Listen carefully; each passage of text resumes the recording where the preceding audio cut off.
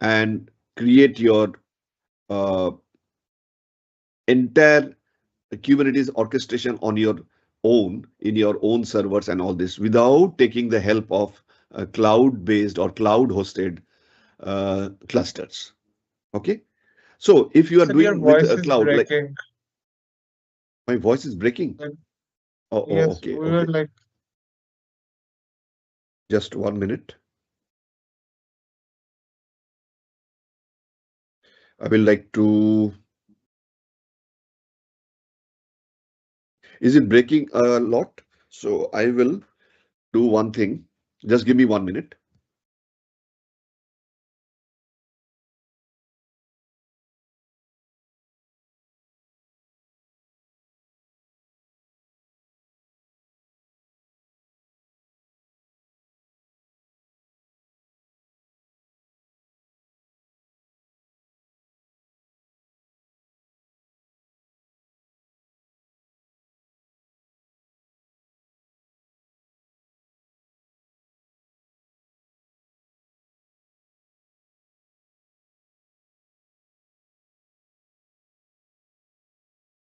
Hello. Is the voice more or less clear now? Or is it still breaking?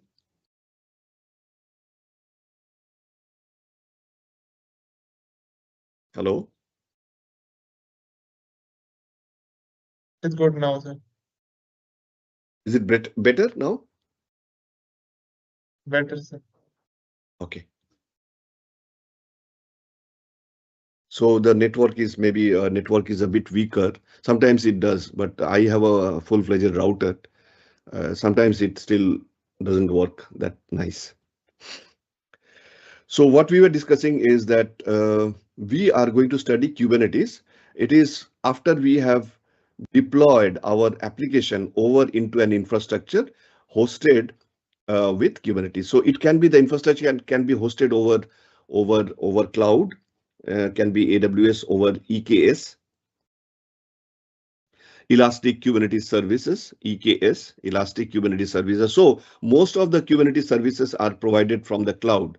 We have to do minimal of our own way customization, but we can also do entire thing on our own using, our own way of establishing our Kubernetes cluster on which the application will be deployed as microservices. We will come to that discussion.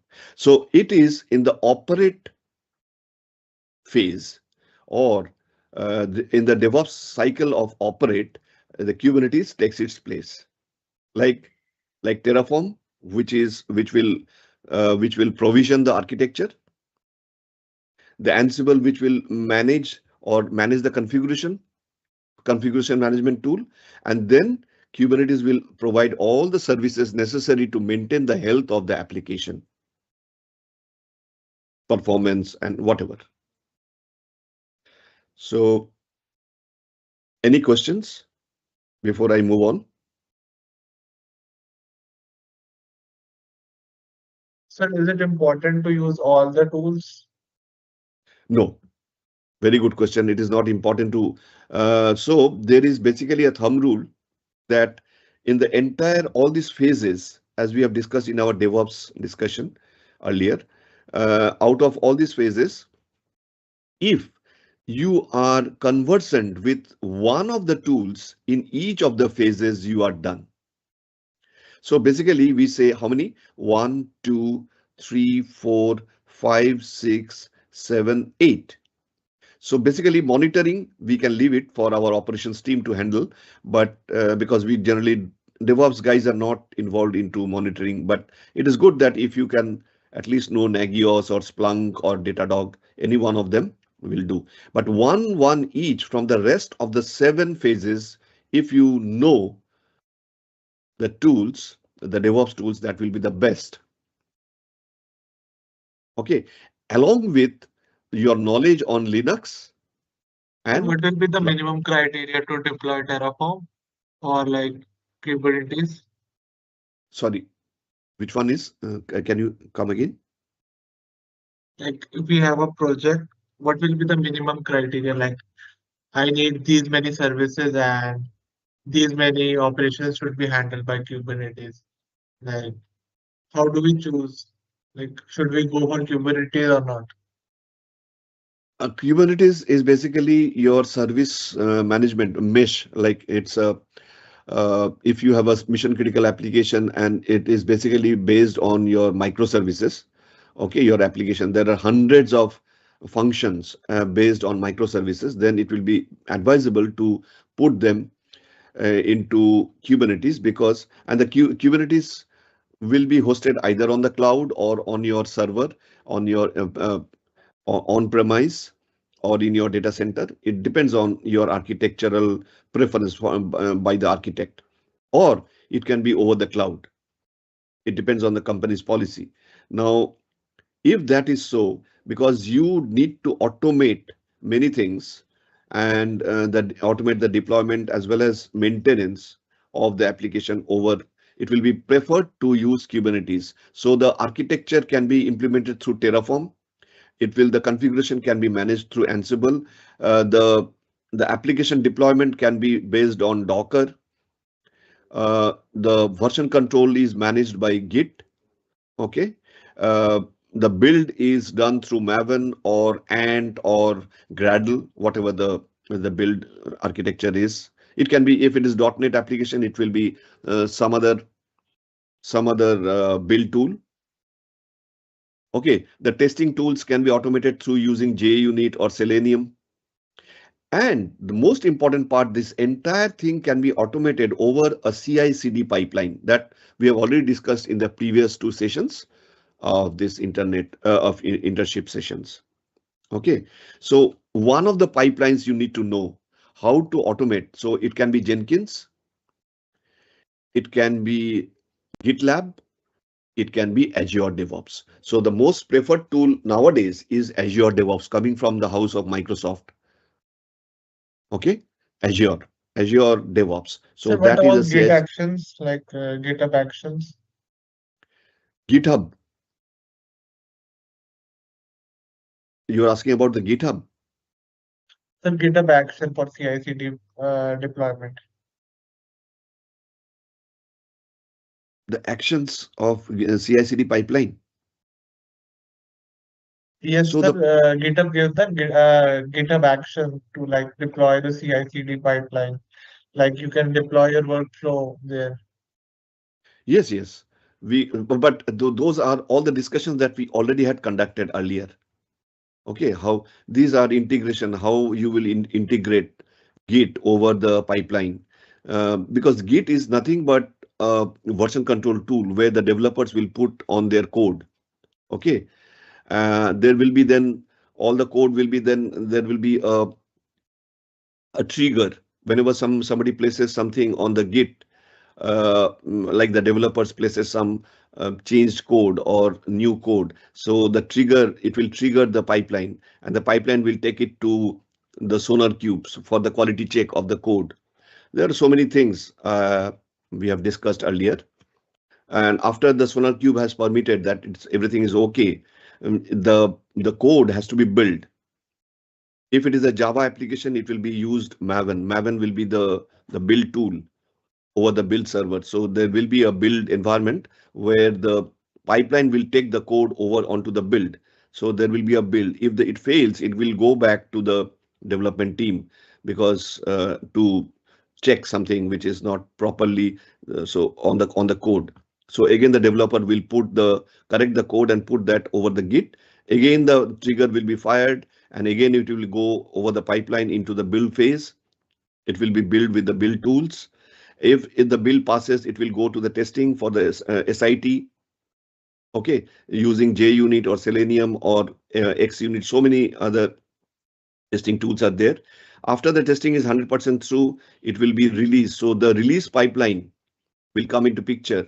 There will be a mechanism of release, like there will be permissions, there will be approval from the managers, from the test managers, from the project managers, from the operations manager. And after that approval, it will be released with a package. The package will be released, and then the package will be I mean, the application will be containerized over the Docker engine, and then it will be deployed onto some environment which has been created by Terraform or an Ansible along with Kubernetes. So your application now resides in a production environment which is on Kubernetes. And if there is a constant monitoring and feedback, monitoring and feedback. So the monitoring will see whether the health of the application is fine, performance is not coming down, and all those sort of stuff using these tools. But the entire thing is applicable and available over the pipeline. So it is the pipeline which manages the entire information feedback, and so the automation is basically because of your integration with the pipeline, CI/CD pipeline. So you have to do one capstone project whenever we teach our students over the course, the full-fledged course. Then there is 5 to 6 sessions of a project, okay, and where we will integrate all the tools that whatever we have learned so far, and through some capstone project we will deploy an application, and over Kubernetes and Terraform and Ansible, we will see that the entire thing is automated. Entire thing will be automated. So that is, it needs a rigorous hands-on and everything. It is not very simple.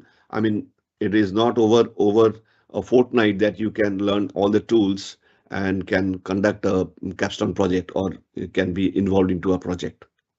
It is some good number of hands-on practices. Almost like in our session, our main courses, we have DevOps for 2 months. That is almost more than 2 months. It can be between 8 to 10 weeks, almost 80 hours of sessions, and out of which 80% is more than 80% is your hands-on. Anyway, it is very difficult to over a 2 hour session to discuss the entire scenario. So I have taken almost, like, this is the 13th session. Okay, the other 12 sessions I have taught about the cloud, AWS Cloud. And another thing is the AWS and Linux. These two are outside DevOps. These are not DevOps tools. But to be a DevOps engineer, you need to know cloud very well. Any of one of the cloud. That is, you need not need to know all the clouds, but one of the important clouds like AWS or Azure or Google, that will do. And of course, you need to have a good knowledge on Linux, the operating system. Other tools will follow, but other tools are DevOps tools. But these two, your fundamentals should be very, very clear on cloud and Linux.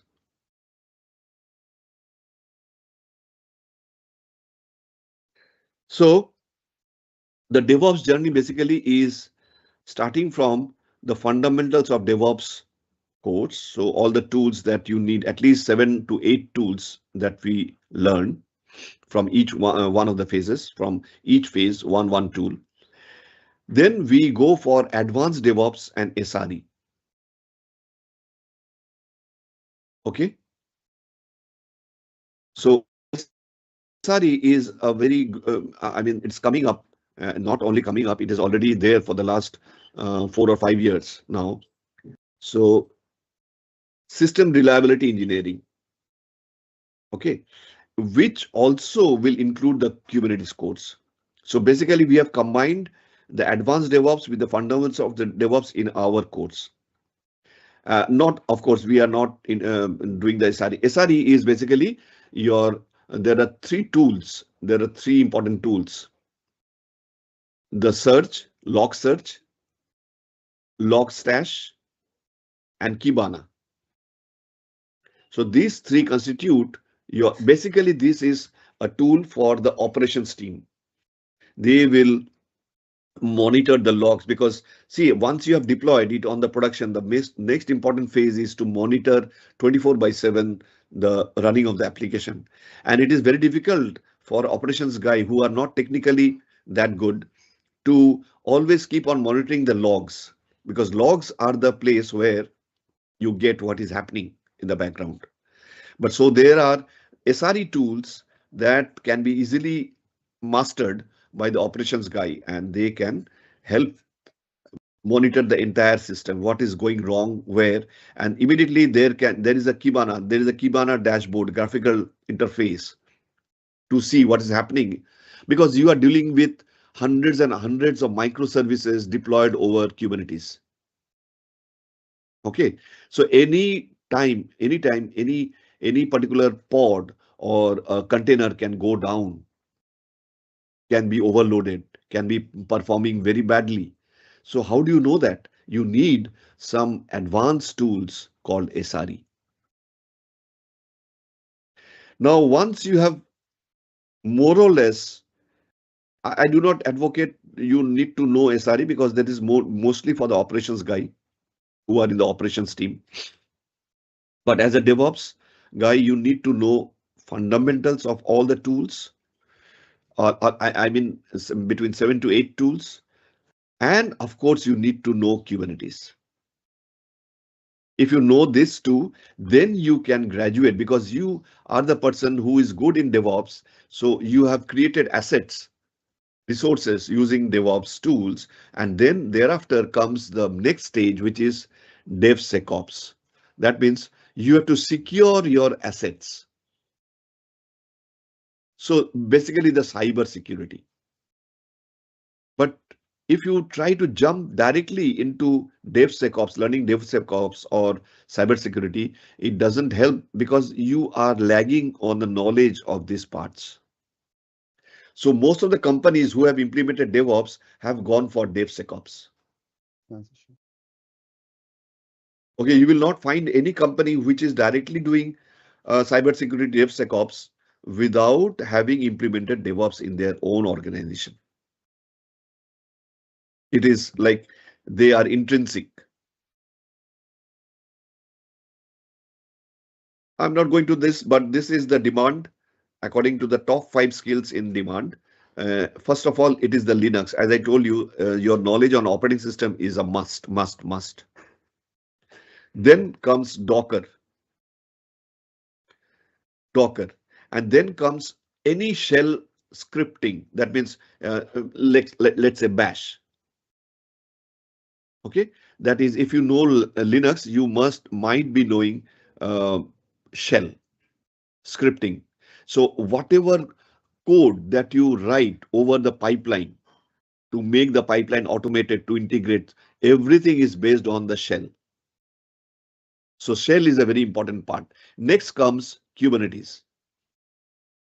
And finally comes the cloud. So if you master cloud, Kubernetes, Bash, Docker, and Linux, you are actually much in demand in the market. And you know, the development or people coming from the development background have a maximum demand of 23%. Next comes people who know DevOps and SRE. Next comes the manager. It can be a project manager, it can be a DevOps manager, it can be a Scrum Master or whatever. So some sort of a management of, you have to have a knowledge of all these things. You have to have a development background. You have to have a knowledge of DevOps or SRE, and then you are a good project manager, technical project manager. So 18%. And finally, the operations team. The demand is less, and especially with the advent of AI, testing and operations have got a big hit. But these areas are not affected that much as what operations used to be having a huge demand earlier, 5 years back. But now you see it is only 9%. So coming to Kubernetes, it is designed by Google. So you can rely, and you can, most importantly, have a confidence of this product on this product because it is going to stay in the market. Because the product is itself very futuristic. It encompasses all the technical benchmark which is required in this current scenario. Because it is designed by Google, it is kept on updating and currently maintained by the Cloud Native Computing Foundation, that is CN, Cloud Native Foundation, CNF. That is the body, like you have the consortium called WWW, which is the governing body for anything that is any applications over the web, World Wide Web. Similarly, for any sort of Kubernetes sort of an architecture or something which is deployed over the cloud, it is governed by Cloud Native Computing Foundation, CNF. And that is because of this, you can trust and rely on the product called Kubernetes. It is an open source container orchestration system.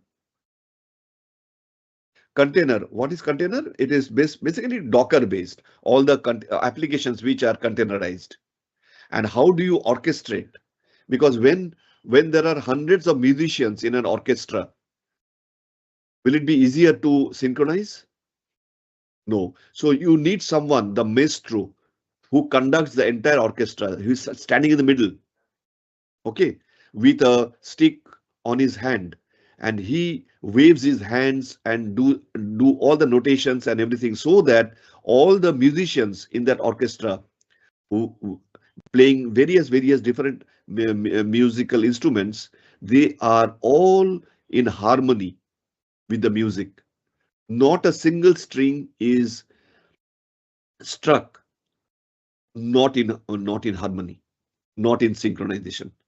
So that is what you need. So if you think of each of the musician as one application or one microservice, so hundreds of microservices working together, creating one music, that is, and conducted by one maestro, like you have heard Jubin Mehta, Philharmonic. Okay, so that body is Philharmonic. So, and he's the maestro conducting the entire orchestra. So similarly, you think of Kubernetes is the maestro conducting the entire containers or hundreds of containers working as microservices applications into one single function. And it also helps in automating application deployment, scaling, and management. So you do not need to worry if your load on the applications increases, you will scale up the architecture automatically. Kubernetes has that power. Deployment becomes automated and the management is seamless. Something is failing, even it will have the mechanism to restore it back. We will discuss all those things. So what can Kubernetes do? Why do we learn Kubernetes? So it is instrumentality deployments and rollout management. This is Kubernetes is mainly for rolling out management of deployments. So within the Kubernetes, you can describe a manifest file called deployment. Okay, you will write a code to deploy. So deployment as a code as a deployment. Like you create an infrastructure over Terraform, that is called infrastructure as a code. You will manage the configuration through Ansible, so it is configuration management as a code. Similarly, you can write your deployment, code your deployment through Kubernetes very simply. And also you can do the deployment roll out and roll back. Automated roll out and roll back.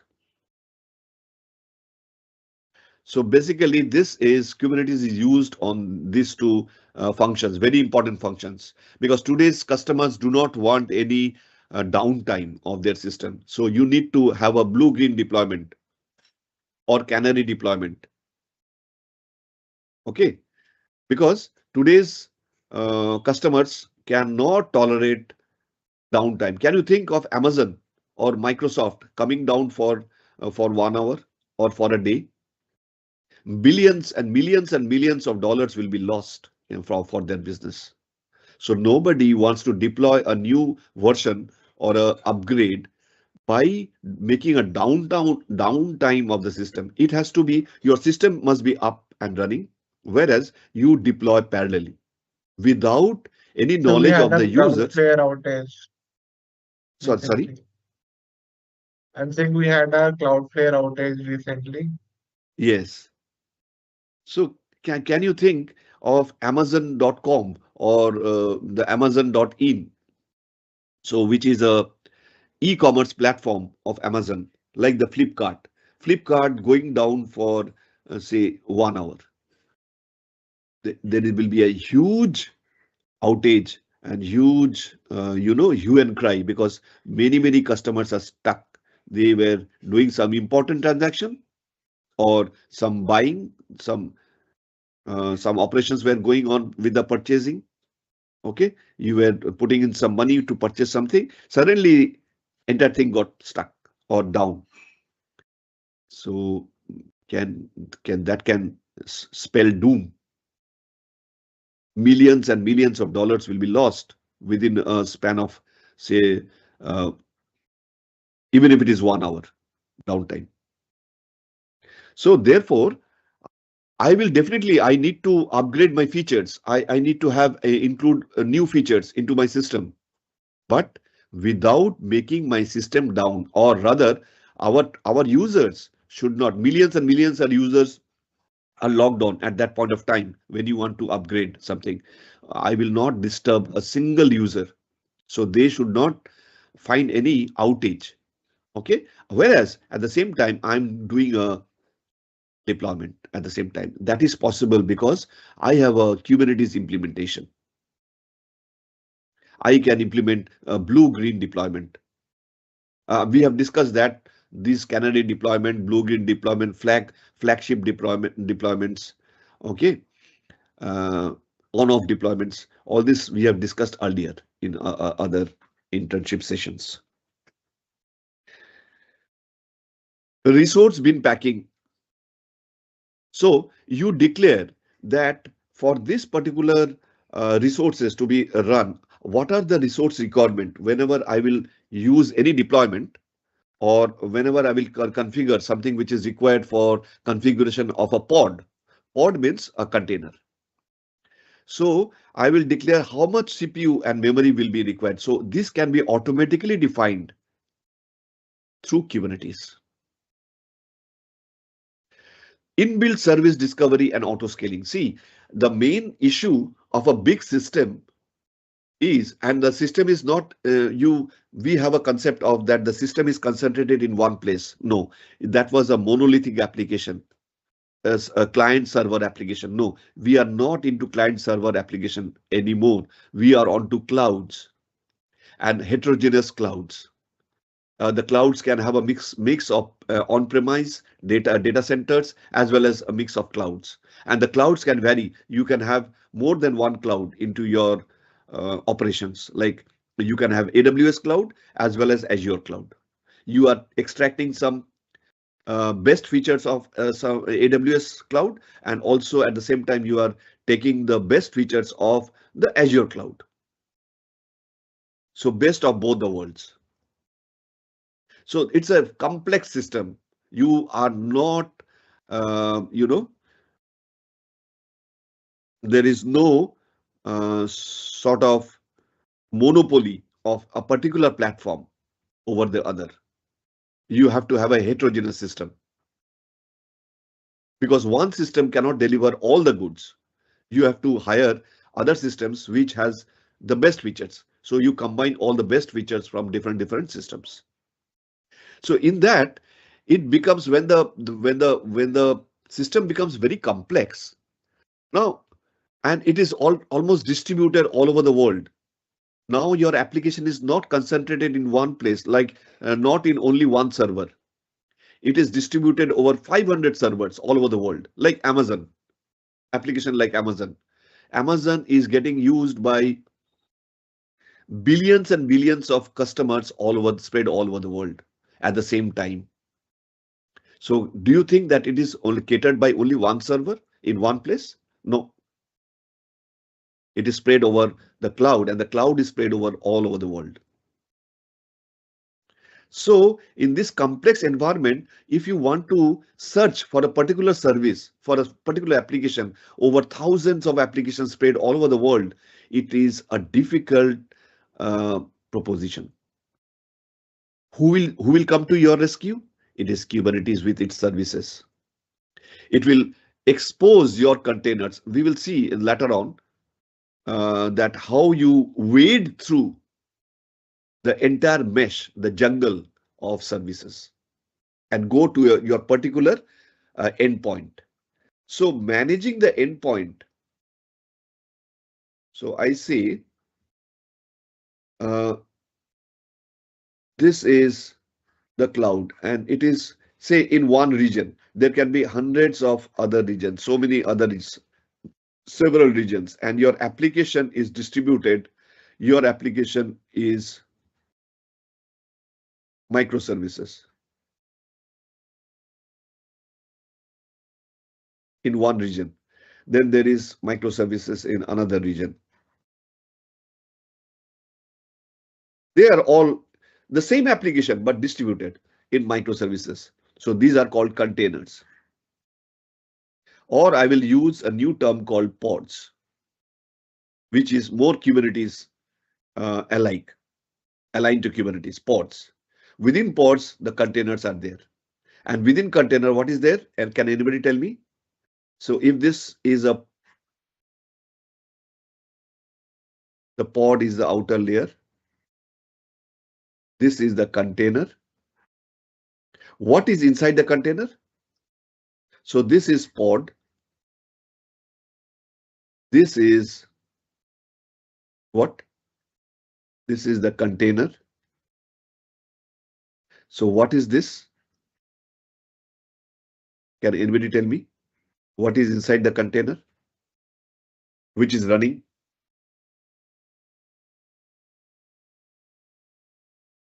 Which is running? What should be running inside the container? An application or a program. An application, yes. So the application, let's say that is a .NET application or a PHP application or a Java application or a C++ application, whatever it is. So this is an application, but it cannot be a compiled application in such a form. Yes, it has to be a compiled application, build application, but it has to reside as an image. You have containerized your entire application as an image inside the container. And that image is running because it is inside a container. A container is a dynamic object, a runnable object. So image inside container, and container is inside a pod. Because pod is important to Kubernetes. Container is important for the image. And you have deployed the pod over the, this is the Kubernetes cluster. So let's say this is a Kubernetes cluster. This is a Kubernetes cluster in another region of the same cloud. Maybe this is an AWS cloud. And this can be an EKS cluster. EKS means Elastic Kubernetes Services Cluster. So it is this services are provided by AWS Cloud. So most of the management, service management will be done by EKS. You have lesser things to do, but these services are costly. But anyway, but the features or the advantages that you harness out of this services is fantastic, unimaginable. Automatic scaling. Okay, automatic health checkups. So anytime, and this pod can go down. So immediately this is available and to the knowledge of Kubernetes. Kubernetes will make a replacement. If this is down, because this application is down, it will immediately replace this pod within no seconds, within seconds. So your application keeps on running. But let's say, so these are so many, there can be hundreds and thousands of microservices running all over the world as part of one big application, okay, enterprise application. Now you are in India, sitting in one corner in Kolkata.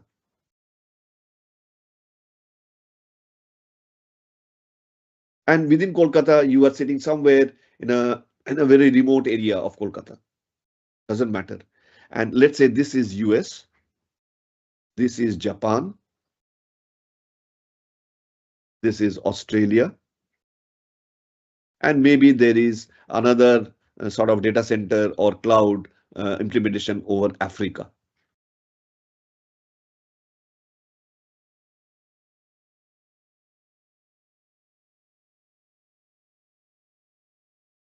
Sitting here, you need to access India, from Kolkata, from a remote area. You need to access. This is one big application. It is not that they are different.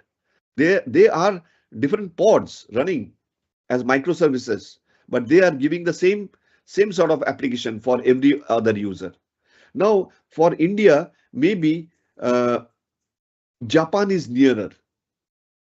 Okay, so I will automatically, I do not know where I'm going leading to, but I need to access one application which is residing in Africa. So this application I need to access. So I need to discover this. It will go through all this and go and come to this particular, because it has an endpoint. I have given an endpoint over my URL of that application, and this endpoint points to this particular service. So how do I go? Because these Kubernetes clusters are very, very secured. How do you go and reach to this particular application is the whole story all about. So this service discovery, so let me, for the time being, so this service discovery is the most important, one of the most important features and functions of Kubernetes. And also,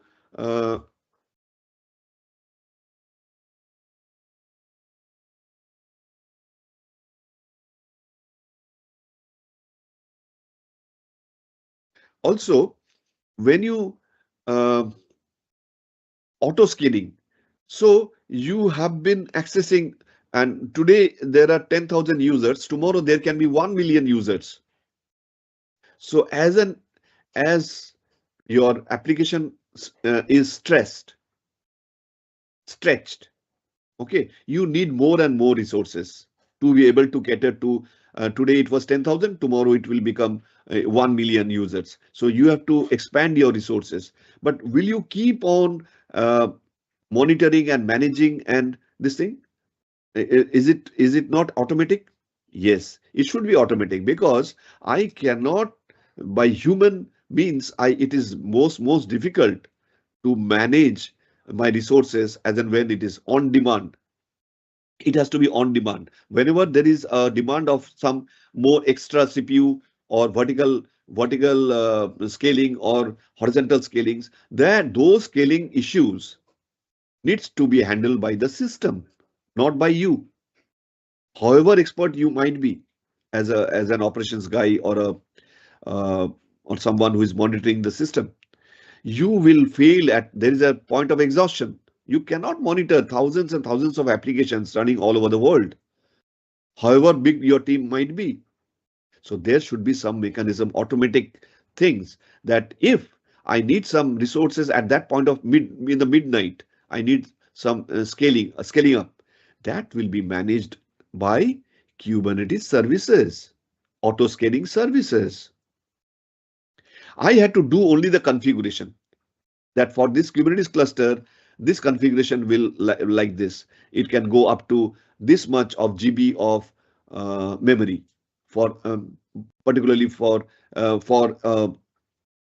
type of deployment of pods. Okay.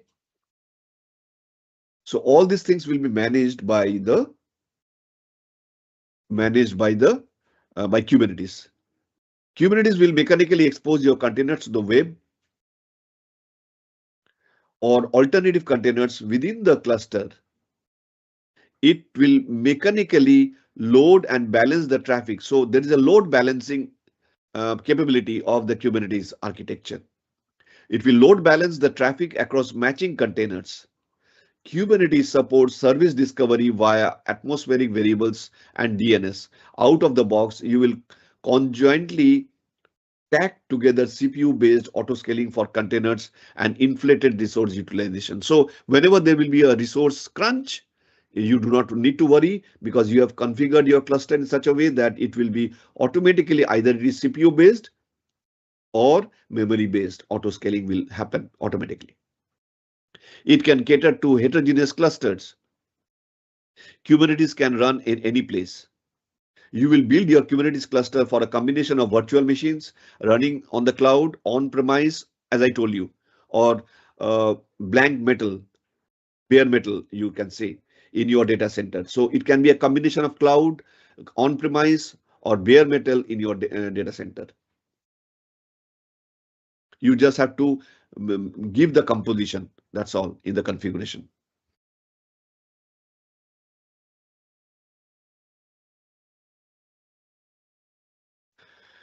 And persistent storage. You need, the pods cannot store anything. So who will store? It is the Docker volumes or the persistent storage. It is called the, you will claim the storage by PV and PVC.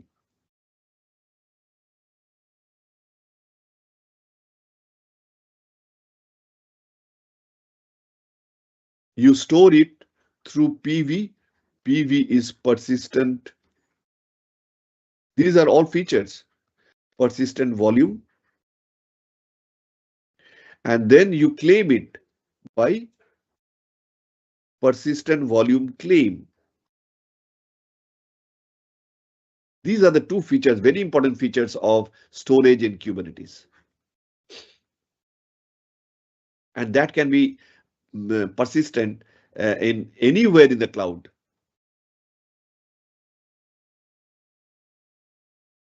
And there are lots of services by Amazon or any other cloud provider, like Google Cloud Platform, persistent disk, Amazon Net Services, East by South. So many support for all these persistent services.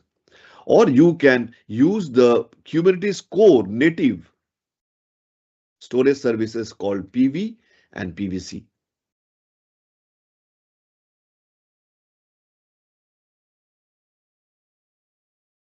So you can use the cluster federation. Federation is like you can have a combination of various clusters within a region or spread across the regions.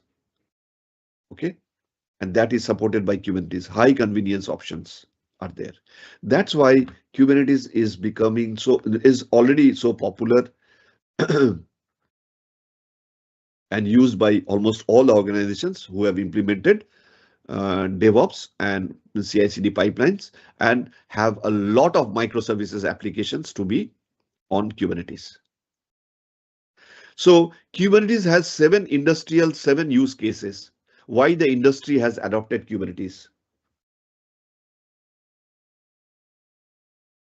Why industry has adopted Kubernetes? Kubernetes is like K, and these are the 8 characters S.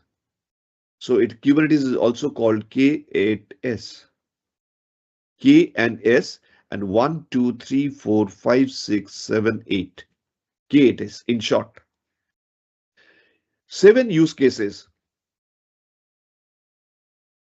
It is very simply to bundle or package the app within the Kubernetes cluster. That is the simple application use. Microservice, orchestrated orchestrating complicated apps based on microservice architecture with many components. It can be easily done over. So it can, this architecture, this Kubernetes architecture can easily handle and orchestrate microservices application deployed over pods or containers. Lift and shift. So you can anytime, so this is a server on premise.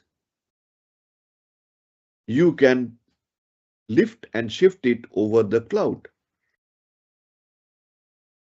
with the help of Kubernetes. I mean, it is not physically lifting it and putting it on the cloud. No. So you can, along with the application and everything, with the environment and everything, you can just migrate it over the cloud using the help of Kubernetes. So Kubernetes facilitates the moving of on-premise applications to the cloud. And this is a cloud native network function. So CNF based architecture, which is very stable and supported. The support will never end. Machine learning. So big applications having machine learning utilities, managing machine learning workflows to deploy faster AI-based apps. So they require a huge sort of resources, and those can be catered because it has an auto scaling features and everything. So as per the AI specifications, it can be easily deployed over Kubernetes. Heavy computing, it can support Hadoop databases, like petabytes of data. 1 petabyte is 1024 gigabytes. And 1 gigabyte is 1024 megabyte. And 1024 kilobytes, 1 megabyte. And 1024 bytes.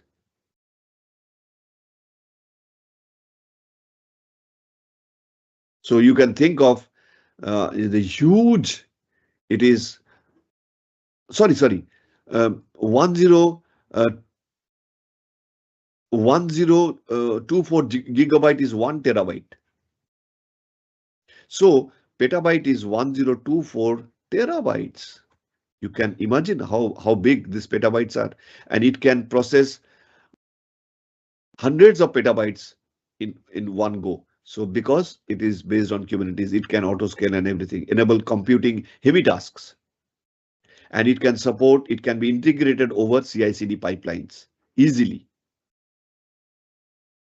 CI/CD task, CI/CD means continuous integration, continuous deployment and delivery. Tasks or the pipelines are easier to perform with Kubernetes. So that's why you will see on the pipelines, you will deploy Kubernetes. And on Kubernetes, you will deploy the applications. And the applications are bundled with Docker, packaged with Docker. So all the popular architecture and everything is enabled, is supported.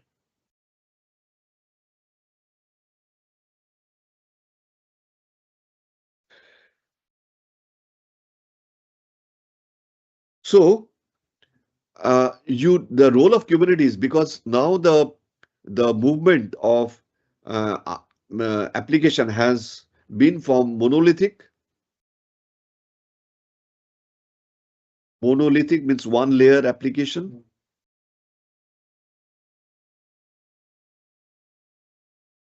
to microservices. So you need containerization and orchestration of the containerization. So need of container orchestration from the monolithic. Monolithic is like a one layer, single layer. You have the front end, you have the back end, and you have the database, all within one layer, one application. They are tightly coupled and not independent. If something goes wrong in the database, back end will not function. Back end will not function, front end will not function. For a simple something gone wrong in the database. or something gone wrong with the backend, a simple function has gone wrong, no one will work. Because they are very, very tightly coupled. This is called monolithic application. Whereas microservices application is, you have the front end, you have the back end, you have the database, nothing as microservices. And there are many microservice functioners in the line, in the queue, you can deploy it. They are all independent. But at the same time, this microservice can talk to this microservice can talk to this microservice. They are all interlinked, but they are at the same time independent.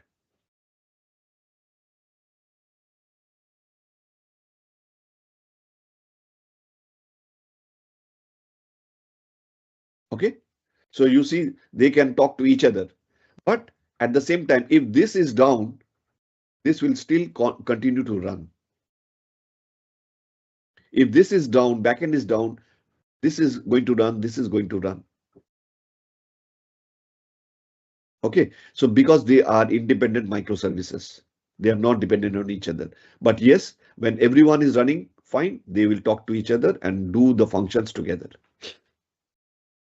And therefore, whatever this, as I told you, this is a pod or a combination of several pods, the entire database. But your database is stored with the storage and persistence. So somewhere differently, not on the database. So if this pod goes down, your data is safe. The data does not. So this pod, if down, will be immediately replaced by another pod. But your data is always safe. This is not down. Okay. Any questions so far?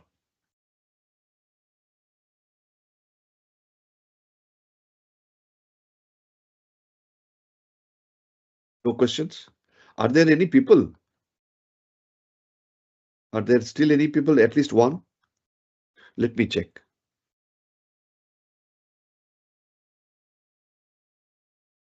Oh, there is less, but it's fine. Okay. Thank you. So let me continue.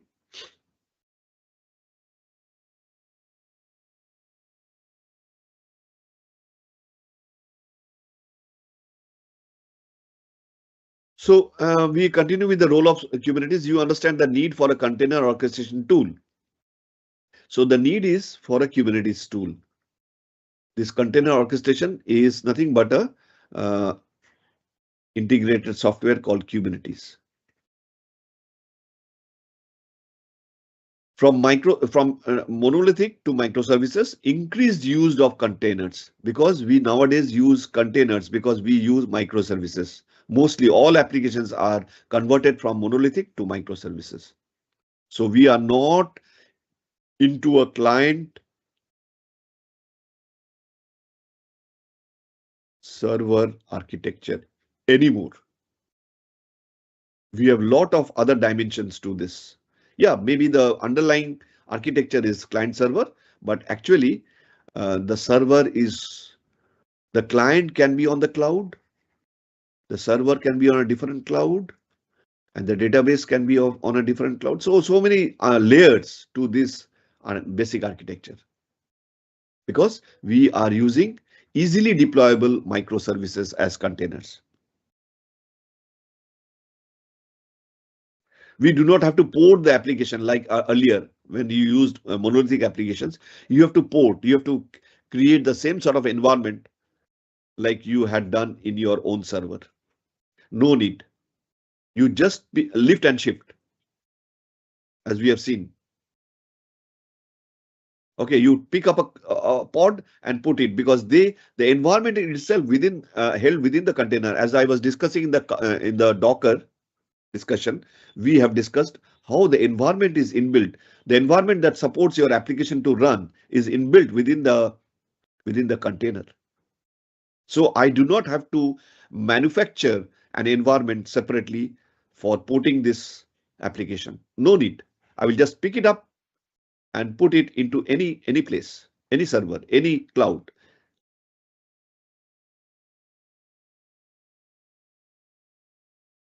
So microservice, whatever the microservice A, B, C, D, N, and Z, all these are part of. So maybe this is a login application. Login application. This is a product catalog.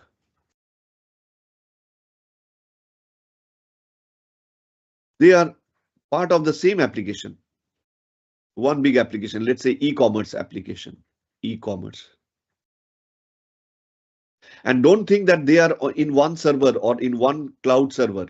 No, they can be hosted in different servers across the cloud. Or it can be a heterogeneous, as we have seen. It can be on-premise. This microservice may be on-premise. This microservice may be on a bare metal, and this microservice can be on a cloud. This microservice can be on a different cloud. This is AWS Cloud, and this is Google Cloud, but they form a part of the same. So the architecture, the cluster of Kubernetes will enable that they are tied as within the same application. Though the platforms are different, doesn't matter. It is the responsibility of Kubernetes to find the services where they are. Discovery, service discovery is the headache of Kubernetes. They can talk to each other, but at the same time, they are independent. If this goes down, it will not impact. They are still running. All these are running. And don't think that it is down means it will remain down. It will immediately be replaced.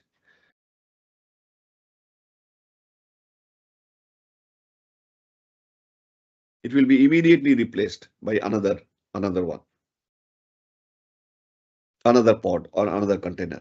So what are the features the orchestration tool offered, that is the Kubernetes offers, is high availability. So it is not possible to say that your system is down. There is no downtime,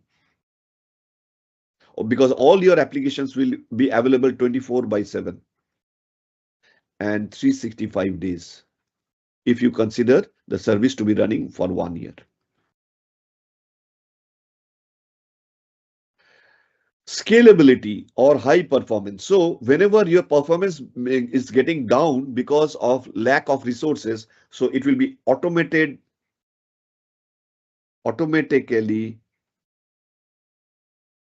be scalable.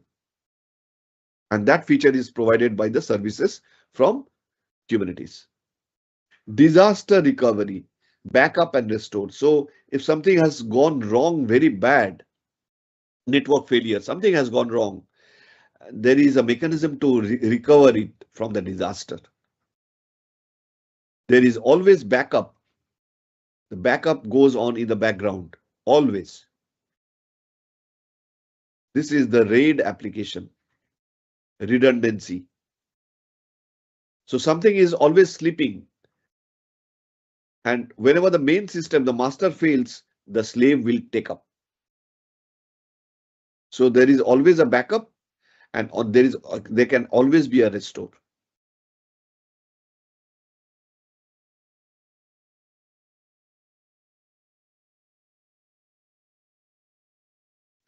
Now today I will go into these two part, and then we will end the discussion. Then we will take it from the next day on the architecture, on the various components. Okay, but today we need to understand a bit of the architecture, how things are done inside Kubernetes.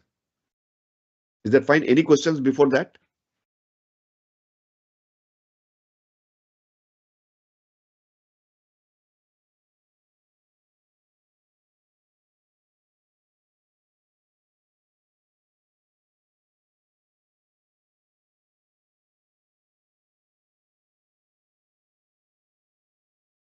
Okay. So this is the Kubernetes cluster. The entire thing that we see over here is one Kubernetes cluster. This is the Kubernetes.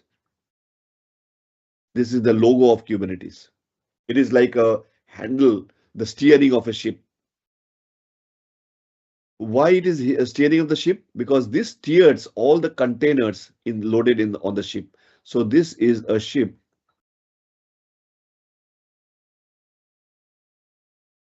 And these are the containers. You see, you will see the containers in the ship getting from one port to the other. And there is the captain of the ship holding the steering of the ship. And that is the maestro, the orchestra maestro.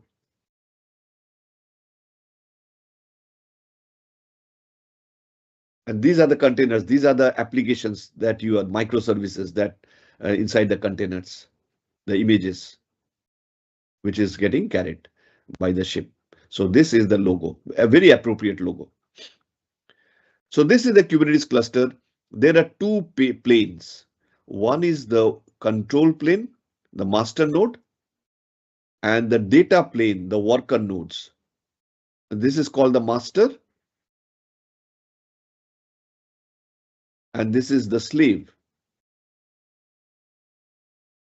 the worker node, slave, or better to say worker. This is the boss.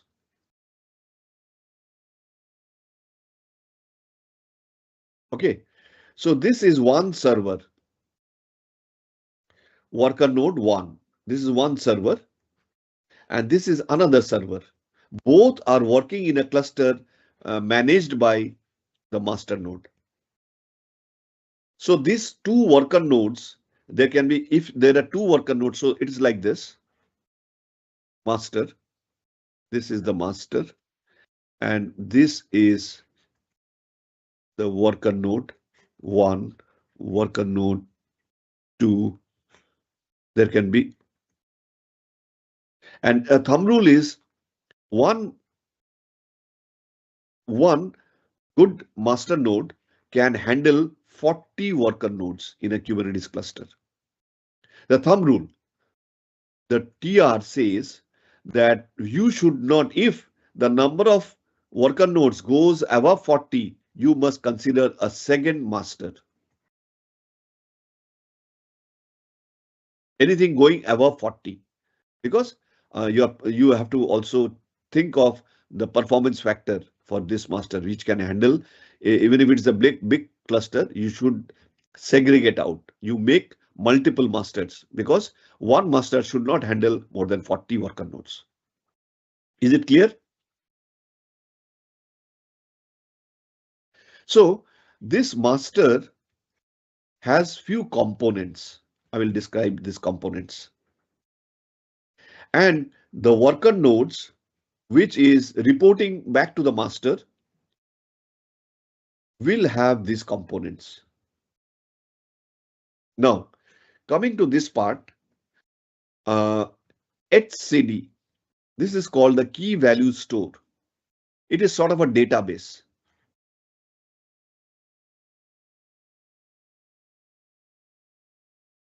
This is the database of the master, and this is the API server, which is called, this is the heart of the cluster, and this is the brain. If you think that it's a body, this is the heart, this is the brain. Everything is important. This is the scheduler, and this is the controller manager.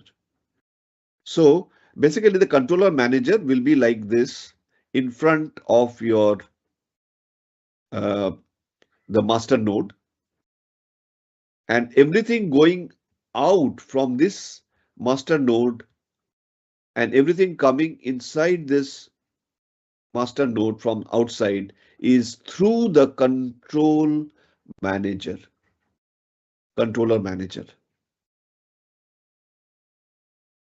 Okay, so let us take up a case. What is the API server doing? API server is any instructions that are coming from outside. As you are a developer or you are a DevOps guy, you are issuing some commands through kubectl. So this is a component which you have to install when you are installing this cluster. This is interface kubectl, Kubernetes controller, Kubernetes control. So where you are, it is sort of a CLI or API, but it is not a graphical dashboard. It is you are writing the commands. That commands are the kubectl commands that are Kubernetes commands that are coming inside and getting interpreted by API server. So processed by API server. Now API server can get the help of the database. What does this etcd database do? It will store all the cluster related, Kubernetes cluster related information over here. All the information. So API server will access this information, all the important information stored in the etcd database as a key value store. Key value store is like a JSON store, JavaScript object notation. That is, it's a key colon value store. So key is the reference or sort of a variable, and the value is what is stored inside the. So you are referring to a value through this key. Okay. So each of this information, whatever is there deployed over in this cluster, what is happening, whatever is happening will be available, should be available in this database. And API server will refer to this. And then API server will instruct the scheduler to do something over onto the nodes, onto the worker nodes through the controller manager. Now let me take up a case. Okay, before I do that, let us explain the data plane, the worker nodes. So whatever the application or data or anything will be residing, nothing should be residing on the master node. All the application level APIs, data, everything should be there inside the container. So there is a container runtime environment, CRI, container runtime interface, which may be implemented through Docker or Rocket or Mesos. But Docker is very, very popular, so we will always think of Docker. So through the Docker engine, the CRI, container runtime interface, we have implemented the pods. Pods are nothing but, as we have seen, these are the containers. The abstraction layer over the container is the pod. We will see that. And what happens inside the container, there is the image, the application running inside the container. So let's say this is a Java application. The same application is there a replication. This is replicated. Replicated means the same application is having two more replicas. This may be the original one, and these two are replicas. So whatever is available over here is available over here is available over here as an application. And this is available on the worker node, never on the master node. So we have deployed these pods onto some server acting as a node in the cluster. And this node will respond, is connect to the joined. Basically, it will join the cluster by joining what? The control plane, the master node. Then you say you have a one master and two nodes. It can be one master, 20 nodes cluster.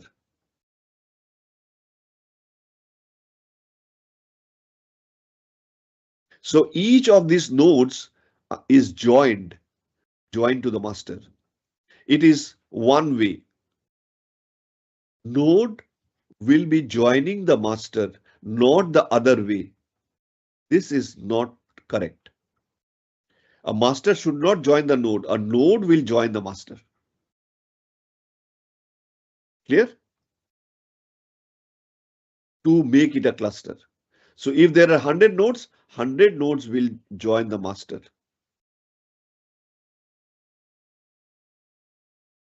Okay. Then it will form that there is 20 nodes versus one master.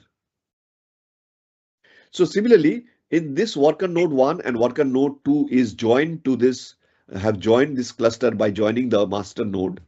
And each of these will have the pods or the applications deployed over containers.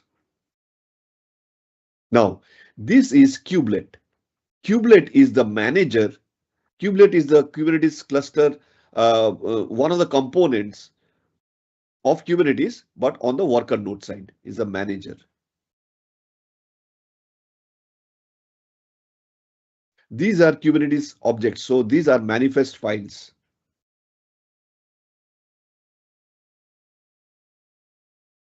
Many objects can be there. One can be PV, one can be PVC. All these are available on the worker node side.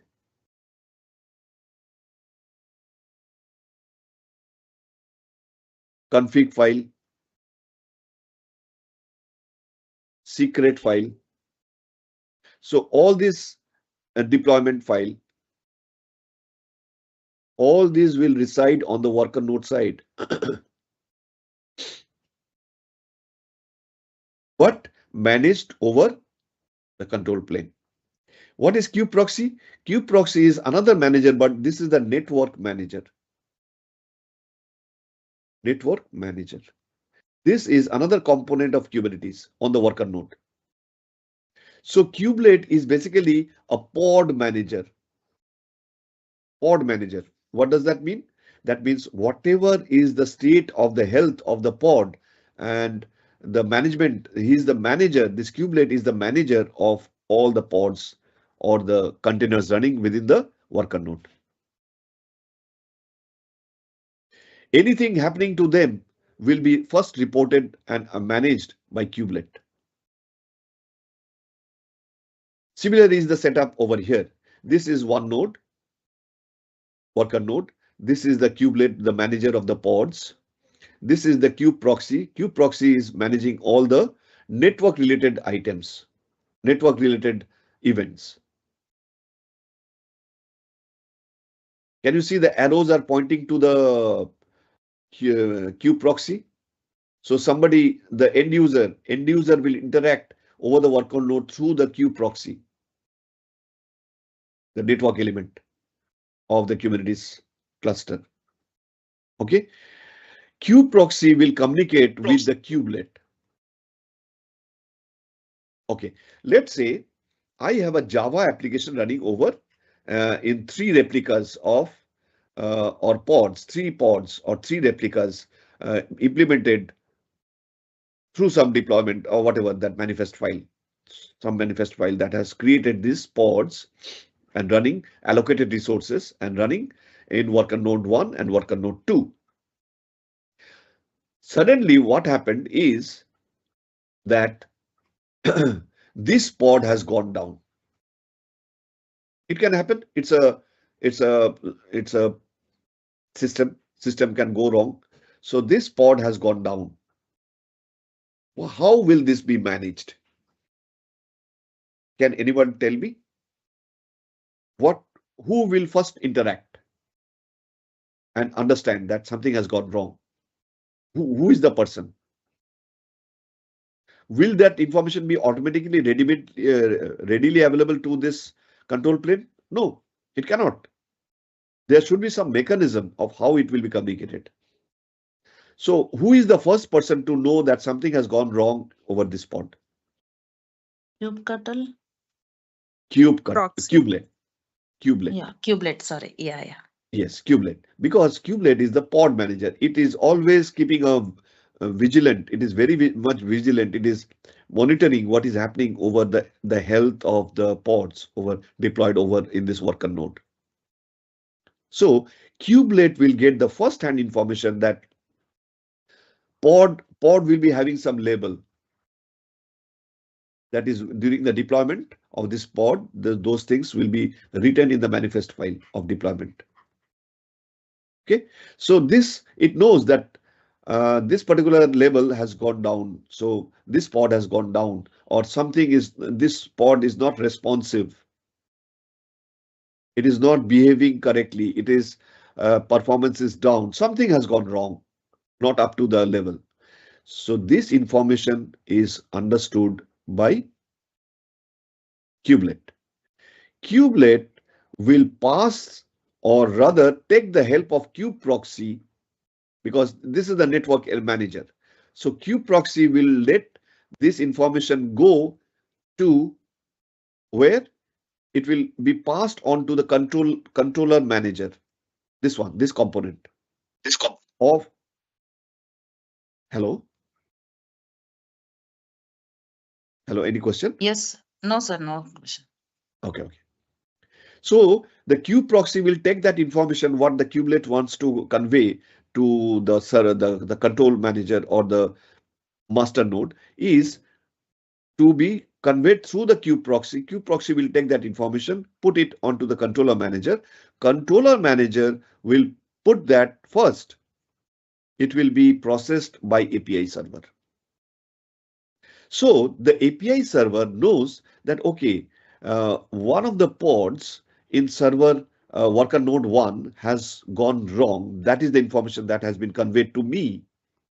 I will check with my etcd. So it will go and check the etcd to find out on this worker node how many replicas were supposed to be on.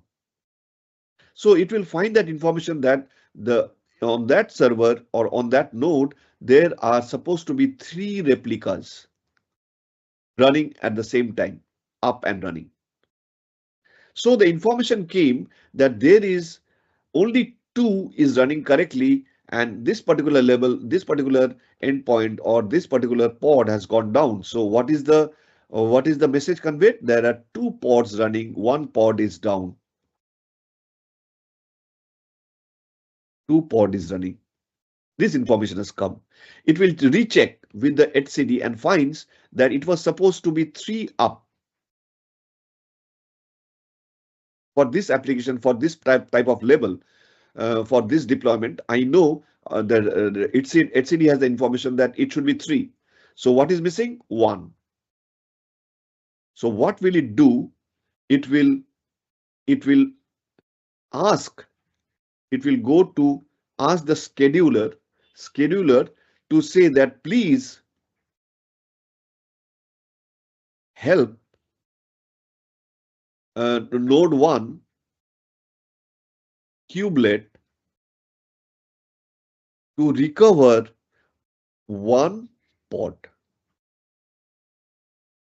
It gives that task to the scheduler. See, the manager, it's a manager. Manager does not do anything on their own. They will only delegate the task. So, and as an ideal manager, it will pass on the task to the scheduler. Scheduler knows how to fix up this issue. So what will it do? It will give this information to the controller manager. So it will go to the controller manager because it has to go out through the controller manager. That is why it is called controller manager. Okay. So controller manager has one more component, component you can say, and that is called replication controller.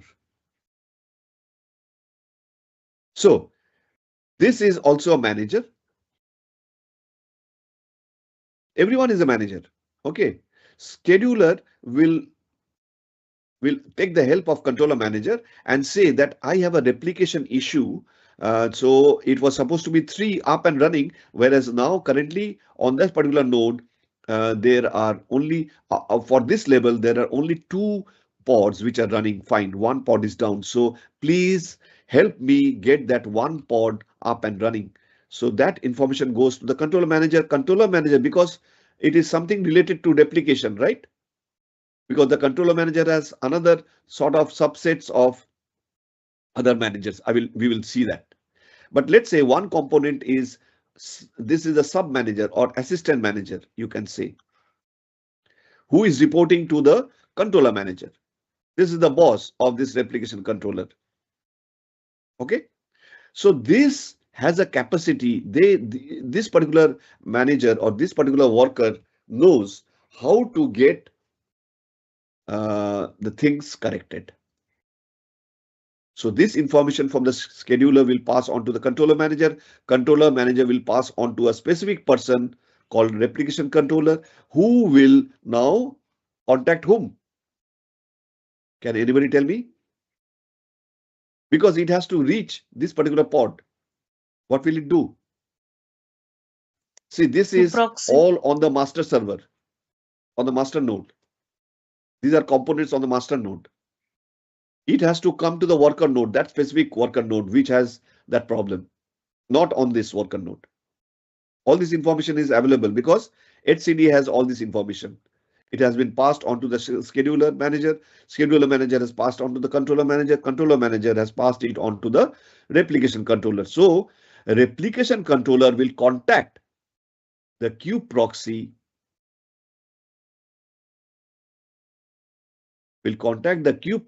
of worker node 1.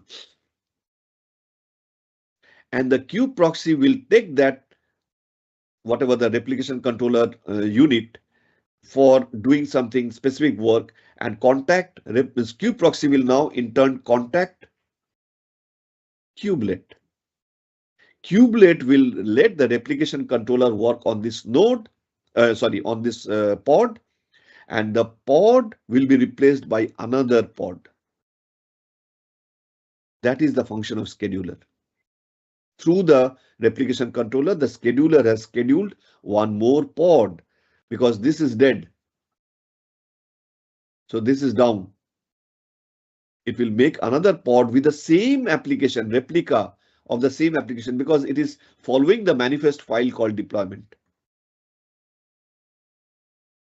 They are so much logical, and the flow is so much well orchestrated. That is why it is called orchestration manager, container orchestration. So it knows which manifest file has corresponded or implemented these pods, and it will refer to this deployment and find out that this is the pod. This is the application which is residing inside this pod. So I have to make a pod with that application up and running. So in all, this is again the 3 pods up and running. And once the work has been done, this information will flow down back to API server through the kube proxy, and then it will update the database again.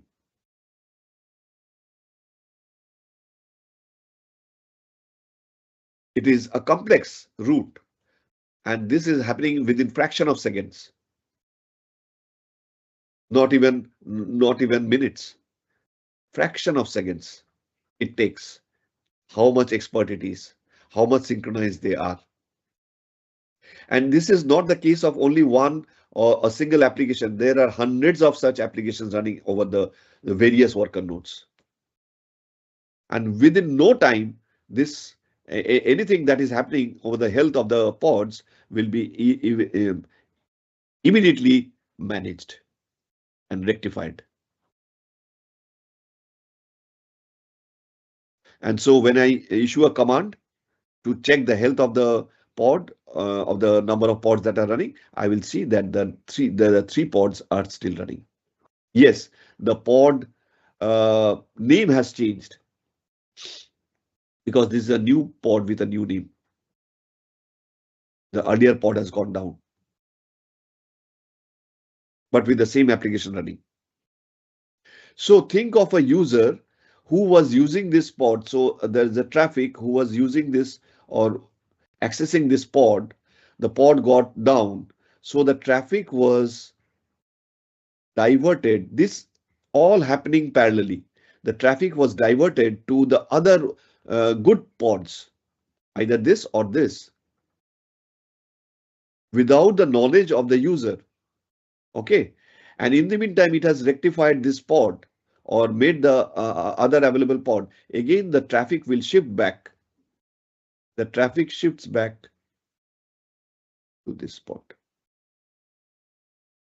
And that load balancing will happen automatically within the, because that is done through the control plane, load balancing. So for the time being, it was shifted to another pod, working healthy pod. And then once it has been rectified, the traffic moves back to the original one, endpoint.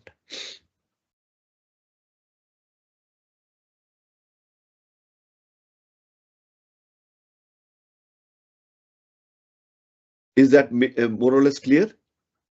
So the end users who are accessing the pods through the kube proxy and coming to the kubelet, can you see? It is coming to the kubelet and kubelet going to this, accessing the application.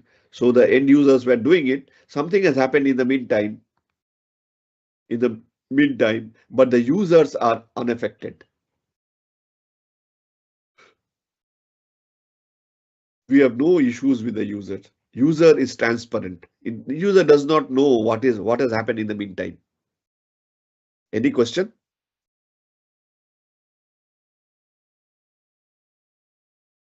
Did you get it? Yes, sir. How the traffic flows, how the things are automatically taken care. You are not even aware something has gone wrong and it was rectified immediately. That is the mastery. That is the magical thing about Kubernetes. I'm talking about a single of a very small application, only 3 replicas running on one worker node, but there can be thousands of replicas or rather applications which are running. But to understand it simply, I have taken a simple example.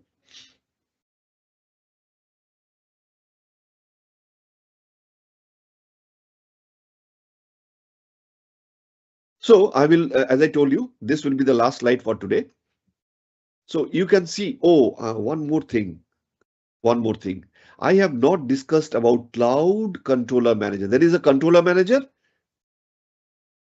and there is a Cloud Controller Manager. Now, you have noticed I have mentioned that there could be an EKS cluster on AWS. So you have, see here, you have deployed your Kubernetes on premise or on your data center on a particular server. Okay. So that master node is one server that is under your control.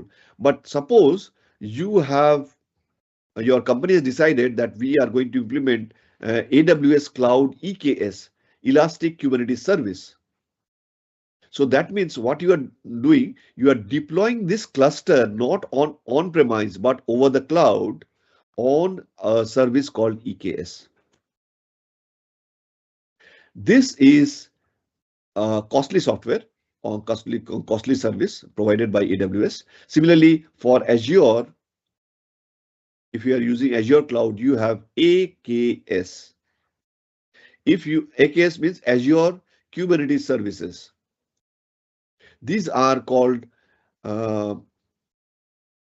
software as a service, SaaS. So they give you end-to-end services, SaaS applications, software as a service. Another A will be there. Software as a service. Similarly, AKS is also a software as a service, which is Kubernetes service called Azure Kubernetes Services. Similarly, for Google Cloud, GCP, Google Cloud Platform, it is GKE.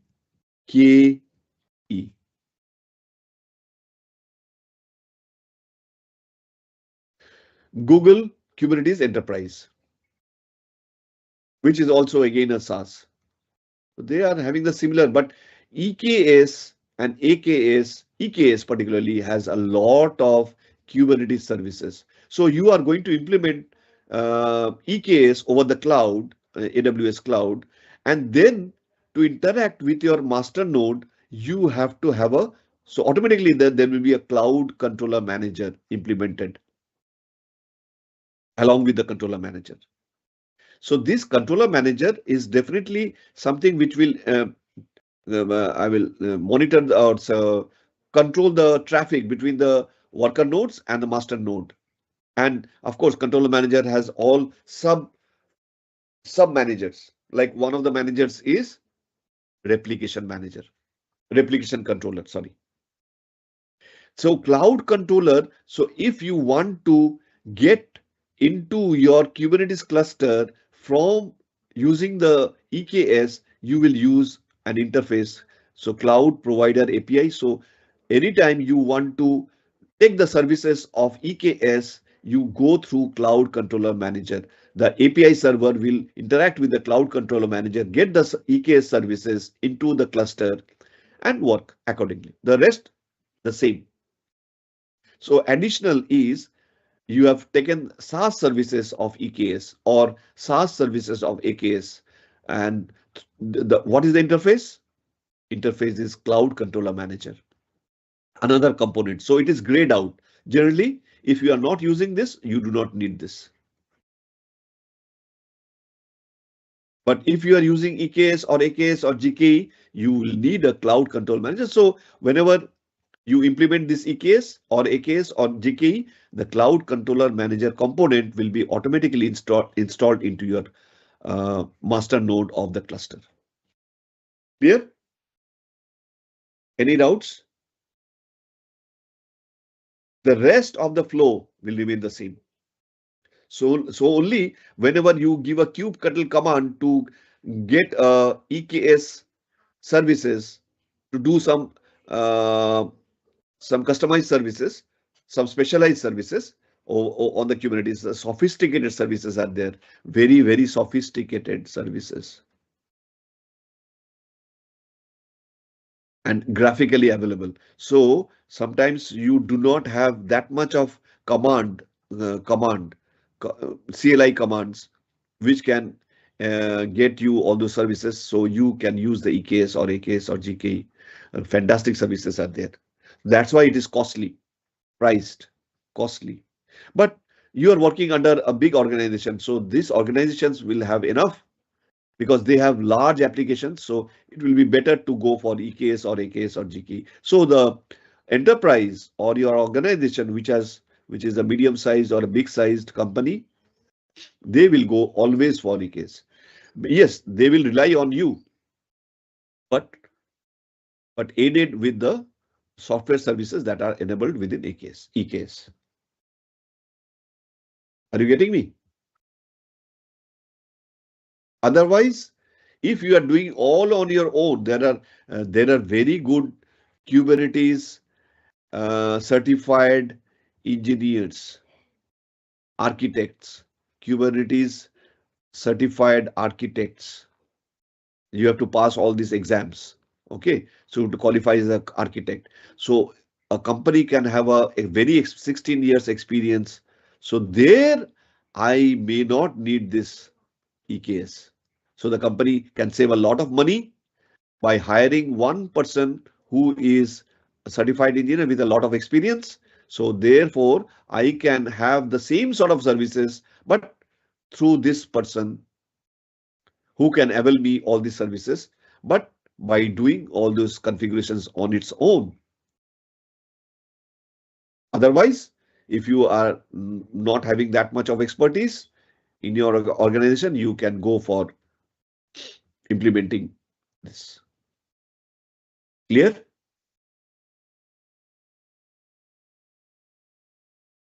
So the last slide for us today is, I think we are almost done. You have seen the picture. You are the DevOps guy or a developer. You are writing kubectl commands. It will come to the kube API server. API server will either go to the scheduler manager or the controller manager or HCD. Okay, and then it will manage the pods through the kubelet and the system services. Container runtime is managing the pod. Node 1, node 2. So sorry, this will be node 2. Okay, and then the end user can avail the services of a load balancer, cloud provided network edge. So you can be having a cloud provided load balancer, or you can implement a load balancer, or something that we will learn next day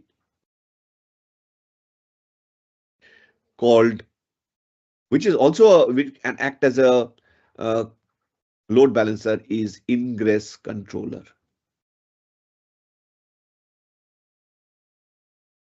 which you can, as a good Kubernetes knowledgeable guy, you can implement this Ingress Controller. It is less costly, very, very less costly compared to the network load balancer from a cloud provided. Say, let's say you are using AWS Cloud, then you will use a ELB, Elastic Load Balancer of AWS, which is costly. So if your company wants to avoid this, so we can go for Ingress Controller, which has wide, powerful features like the load balancer. So in that case, the end user can access the Ingress Controller, and the Ingress Controller will take you, distribute the load, and can go to a good pod in a good condition and can avail the services.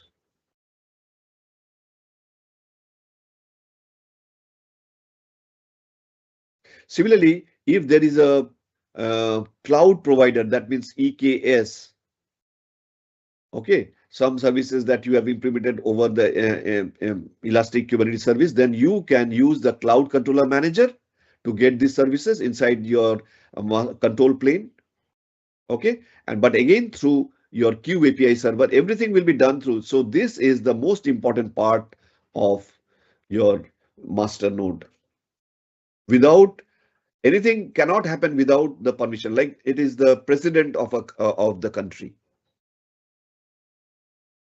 So everything will come to it, and then it will be distributed. The super boss.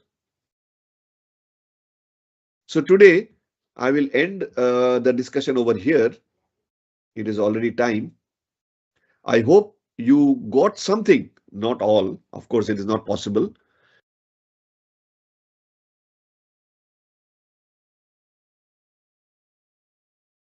Okay.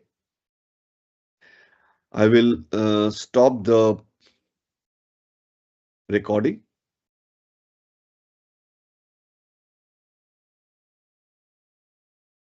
The recording has stopped, and stop the sharing. I hope you have enjoyed the session. So Yes. next day we will talk about the second part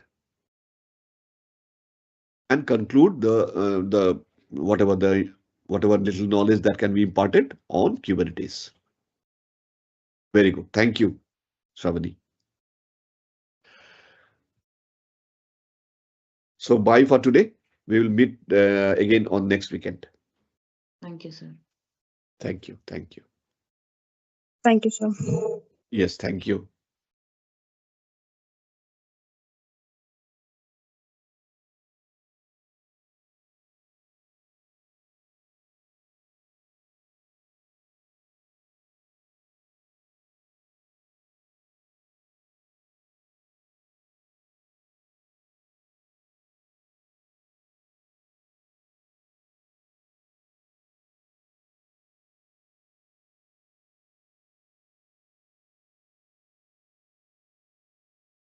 Hello, Shubhro. Hello.